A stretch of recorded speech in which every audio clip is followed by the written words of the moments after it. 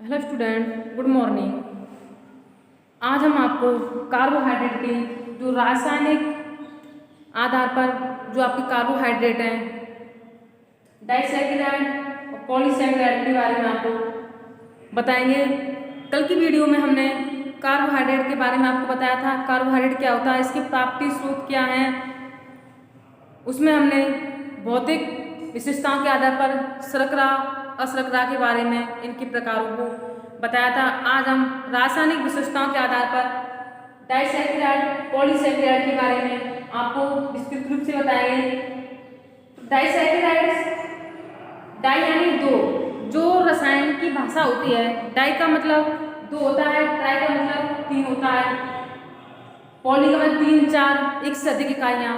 तो इनकी जो गिनतियाँ होती हैं, काउंटिंग होती है, इनकी रासायनिक भाषा में इसी तरह की होती है। मोनो यानी मोनोसैकेराइड के बारे में हमने कल आपको बताया था। इसमें आपके ग्लूकोज फ्रक्टोज C6H12O6 के बारे में इसकी फॉर्मूले के द्वारा आपको बताया था।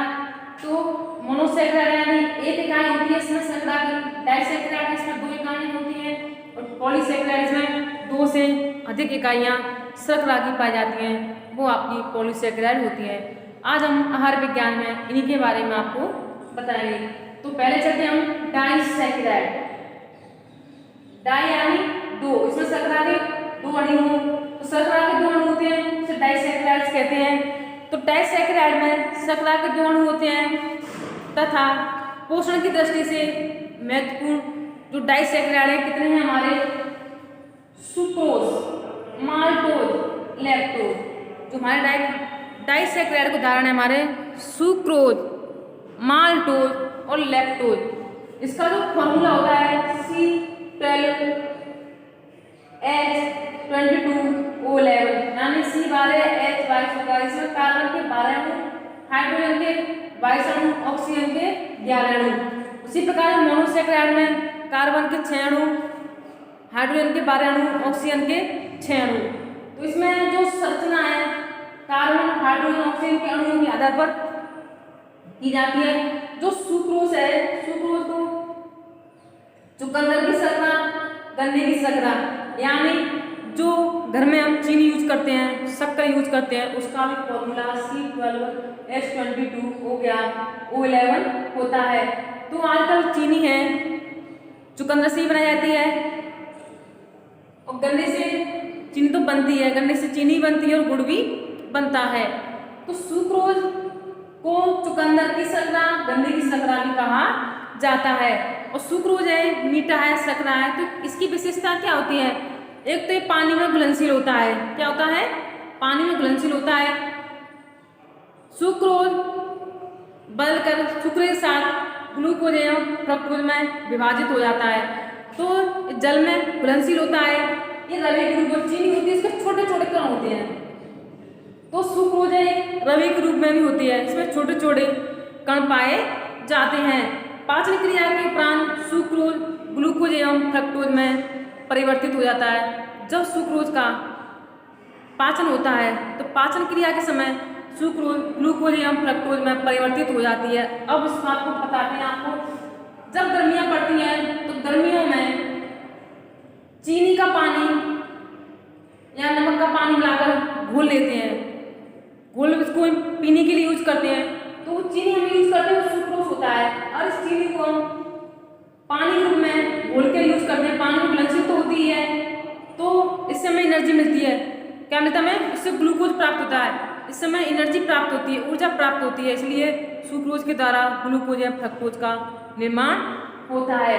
इसमें आपके सुक्रोज तनु HCl के साथ मिलकर ग्लूकोज या फ्रक्टोज का निर्माण करता है, इससे इनवर्ट मिश्रण का निर्माण होता है। अब आता है आपका माल्टोज। डाइसैकेराइड का दूसरा उदाहरण है आपका माल्टोज। माल्ट, इसे माल्ट शर्करा यानी जई शर्करा भी कहा जाता है। जो आपके खाद्य पदार्थ होते हैं, आपकी जौ है, रागी है, गेहूं, जौ, रागी, गेहूं, इनमें माल्टोज पाया जाता है। क्या पाया जाता है, माल्टोज। तो माल्टोज इसे जई शर्करा भी कहते हैं। इसे अंकुरित अनाज, जो अंकुरित अनाज होते हैं आपके चना में भी पाया जाता है।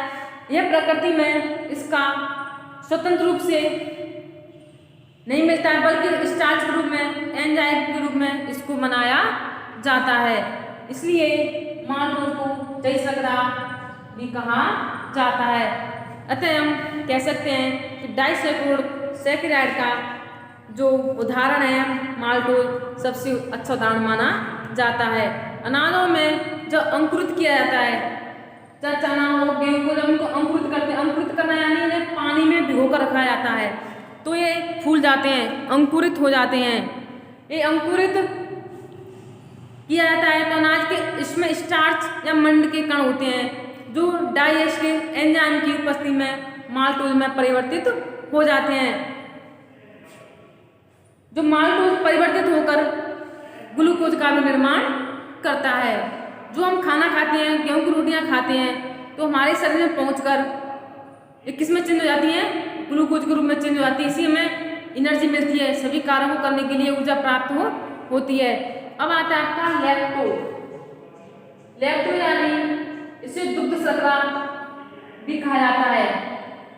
आपने देखा होगा दूध होता है, हल्का मीठेपन लिया हुआ होता है, तो इसमें जो दूध होता है उसमें लैक्टोज पाया जाता है। जो माँ का दूध होता है, माँ के दूध में भी लैक्टोज शर्करा काफी अधिक पाई जाती है। सबसे अधिक मात्रा माँ के दूध में ही पाई जाती है। गाय, भैंस, बकरी के दूध में भी पाई जाती है। लैक्टोज शर्करा वनस्पति जगत में नहीं पाया जाता है। देखो आपका चुकंदर है, शक्कर है, ये आपके वनस्पति यानी पेड़ पौधों से प्राप्त होते हैं। ये भी हमें पेड़ पौधों से प्राप्त होते हैं। जो लैक्टोज है एक मात्र प्राणी से ही प्राप्त किए जाते हैं। यानी दूध है, दूध कौन देता है, गाय, भैंस, बकरी। माँ का दूध तो सर्वोत्तम माना ही गया है बच्चे के विकास के लिए। तो इसलिए जो लैक्टोज है एक प्राणी शर्करा है, यानी प्राणियों के द्वारा ही प्राप्त की जा सकती है। अब आता है आपका स्तन ग्रंथियों में लैक्टोज का निर्माण रक्त में उपस्थित ग्लूकोज का संश्लेषण ये लैक्टोज के माध्यम से होता है। तो ये आपके डाइसैकेराइड्स के उदाहरण थे, सुक्रोज, माल्टोज, लैक्टोज। अब हम पढ़ेंगे पॉलीसैकेराइड। पॉलीसैकेराइड्स में शर्करा के 2 या 3 अणु पाए जाते हैं। इसमें आपके उदाहरण है स्टार्च, ग्लाइकोजन, सेलुलोज और पैक्टिन। स्टार्च के बारे में कल आपको बताया था, स्टार्च को मंड भी कहा जाता है। क्या कहा जाता है, मंड। फलों में छोटे छोटे रवि रूप में स्टार्च या मंड पाए जाते हैं। पॉलीसैकेराइड ये आपके जटिल कार्बोज पदार्थ होते हैं। यह वनस्पति जगत में स्टार्च की प्राप्ति का प्रमुख स्रोत माना जाता है। जो पॉलीसैकेराइड्स होते हैं इसका फॉर्मूला होता है C6H10O5 होता है। इसकी जोड़ सूत्र तो एक होता है, जो इनका संरचना होती है इनमें अंतर होता है। पॉलीसैकेराइड के अंतर्गत आपके स्टार्च, ग्लाइकोजन और सेलुलोज, पैक्टिन ही पाए जाते हैं। इसका यह गुण पॉलीसैकेराइड पानी की उपस्थिति में पेड़ पौधे अपने जड़, तना, बीज, फल आदि में संग्रह करने में समर्थ होता है। तो अब इसमें आता है आपका स्टार्च। स्टार्च क्या होता है, जो स्टार्च आपका यह वनस्पति जगत यानी पेड़ पौधों से प्राप्त होता है।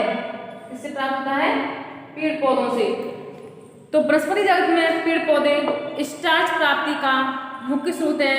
जो गेहूं, जौ, चावल, बाजरा, मक्का, जो खाद्य पदार्थ होते हैं, गेहूं, जौ, चावल, बाजरा, मक्का, अनाजों में 70 से 85% तक स्टार्च यानी मंड पाया जाता है।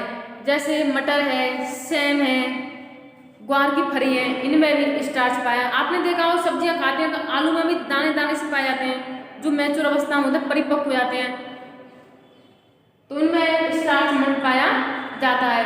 तो उसमें जो स्टार्च होता है इसकी विशेषता क्या होती है, किन विशेषताओं के कारण इसे स्टार्च नाम दिया गया है। आपने देखा होगा जब कोई सब्जियां ऐसी होती हैं इन्हें समय पर नहीं तोड़ा जाता है, कुछ समय बाद तोड़ा जाता है, उसमें दानेदार रवे पड़ जाते हैं, वही आपका मंड होता है। तो वही स्वादहीन होते हैं। जो स्टार्च मंड होते हैं कैसे होते हैं, खाने में स्वादहीन होते हैं।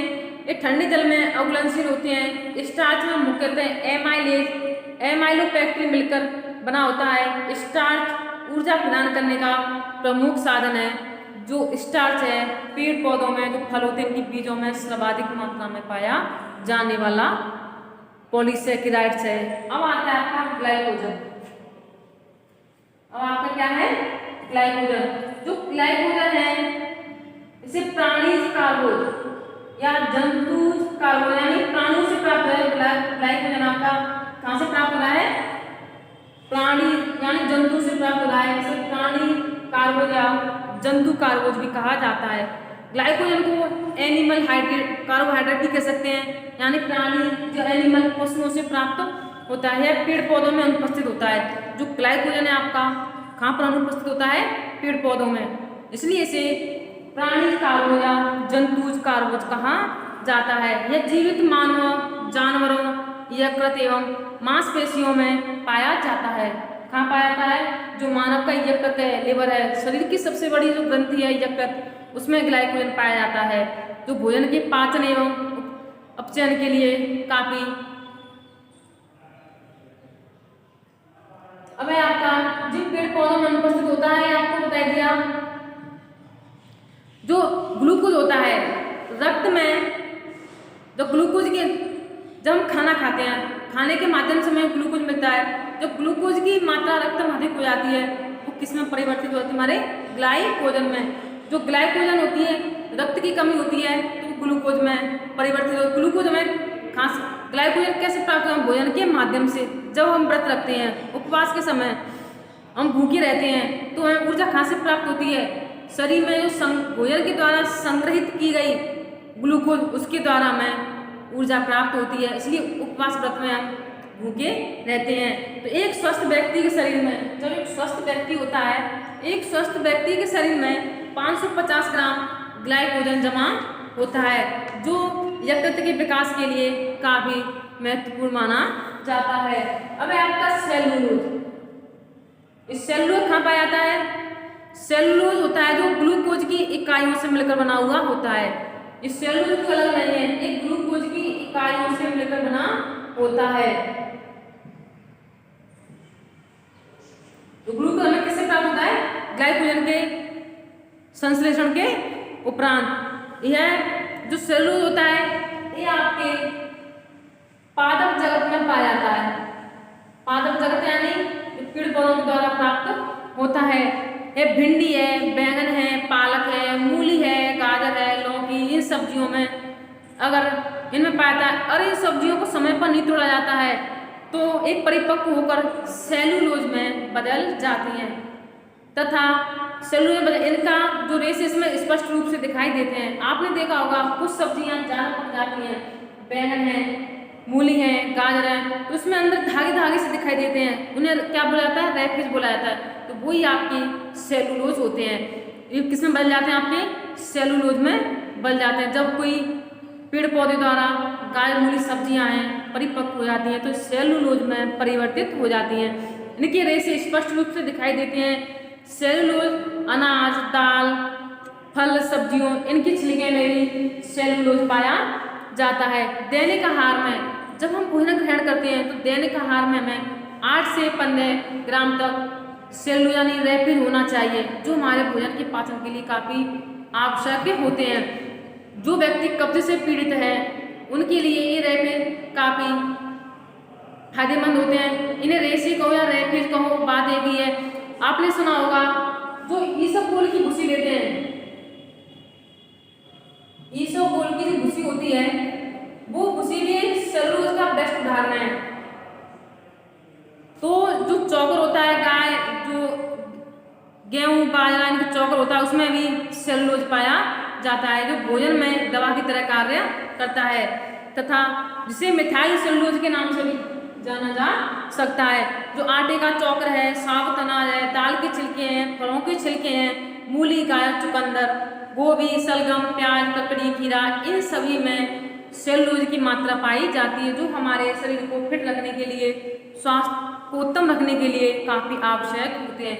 ये आपके कार्बोहाइड्रेट के भौतिक एवं रासायनिक विशेषताओं के आधार पर इनके प्रकार हैं। अब हम पढ़ेंगे कार्बोहाइड्रेट के कार्य।